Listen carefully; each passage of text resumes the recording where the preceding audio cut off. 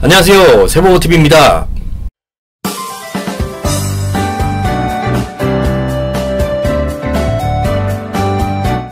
오늘은 운전자 보험 현명하게 잘 가입하는 방법에 대해서 알아보겠습니다. 많은 분들이 자동차 보험과 운전자 보험을 혼동하시는 경우가 종종 있는데요. 자동차 보험이란 자동차 사고와 상대방을 위한 상품이라고 보시면 되세요. 민사적인 책임을 보장을 해주고, 상대방이 다쳤을 때 치료비 부분인 대인배상과 파손된 상대 차량의 수리비인 대물배상 등에 대한 손해를 배상하는 보험이 자동차 보험이라고 보시면 되세요. 운전자 보험은 운전자 자신을 위한 상품이라고 보시면 되시고요. 형사적, 행정적인 책임을 보상을 해줍니다. 교통사고로 발생한 운전자 스스로의 손해를 배상을 합니다. 즉, 요약을 하면 교통사고 발생 시 자동차 보험에서 해결할 수 없는 어린이 보호 구역 사고, 횡단보도 사고, 신호위반 사고, 속도위반 사고 등을 운전자 보험에서 보완할 수가 있습니다. 2020년 3월 25일 시행한 한 가지 법 때문에 운전자 보험에 대한 관심이 크게 증가하였습니다. 자료원 보면서 설명드릴게요.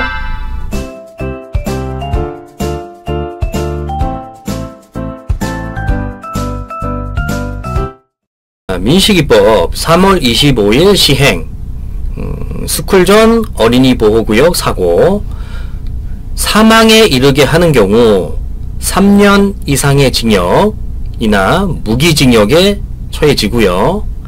상해에 이르게 하는 경우는 1년 이상의 징역이나 15년 이하의 징역, 벌금은 500만원 이상 3천만원 이하의 벌금에 처해지게 됩니다. 이젠 어린이 보호구역에 안전위반으로 어린이를 상해나 사망에 이르게 할 경우 합의나 보험 등에 관계없이 가중처벌 대상이 됩니다. 내가 운전을 하는 도중에 신호위반을 안 했고 규정속도도 잘 지켰지만 아이가 무단횡단을 하다가 내 차에 부딪혀도 처벌 대상이 된다는 것이죠.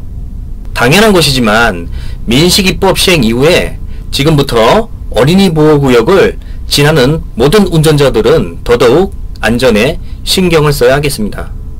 운전자 보험의 가장 기본이 되는 담보는 세 가지예요. 첫 번째는 교통사고 처리지원금, 두 번째는 벌금, 세 번째는 변호사 선임 비용, 그 외에 자동차 부상 치료비, 가족 동승자 자동차 부상 치료비, 그 다음에 교통사고 처리지원금 6주 미만, 그 외에 일배상 특약도 있으세요. 그래서 이 부분은 상담을 받아보신 후 필요한 특약은 같이 구성을 하시면 되세요.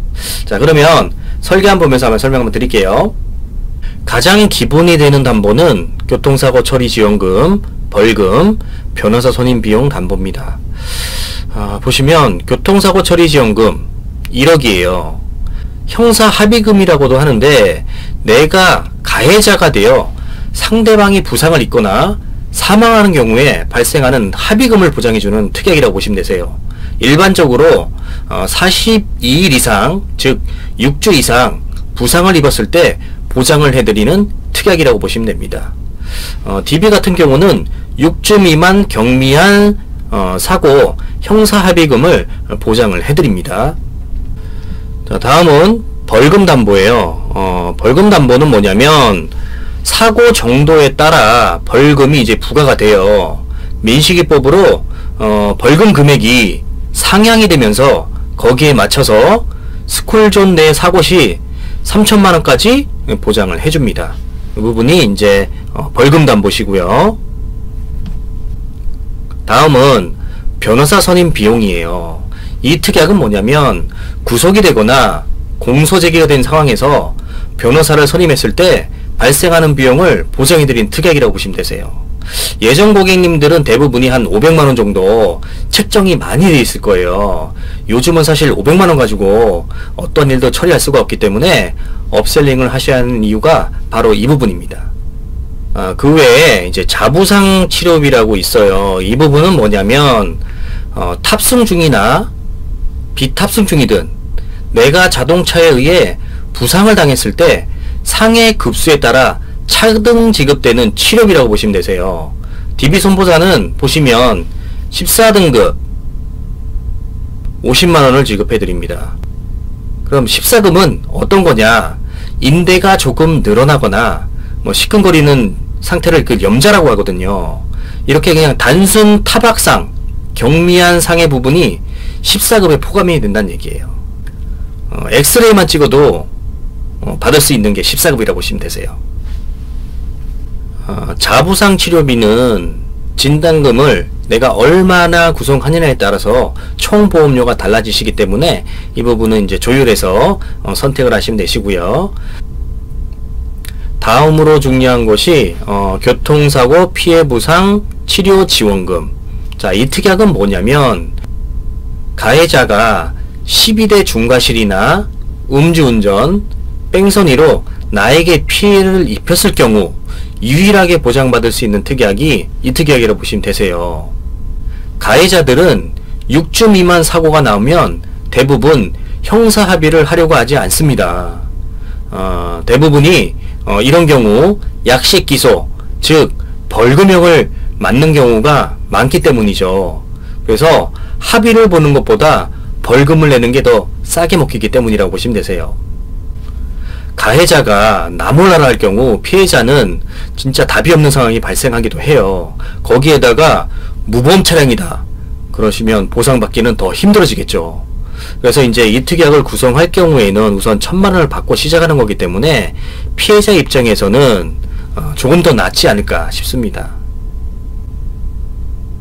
자보상 50만원, 그 다음에 나머지 특약 같이 구성하시는 경우 여성분 기준으로는 한 12,000원대, 남성분 기준으로는 한 19,000원대가 형성이 되세요. 나이와 직업에 상관없이 보험료는 거의 비슷하다 보시면 되세요.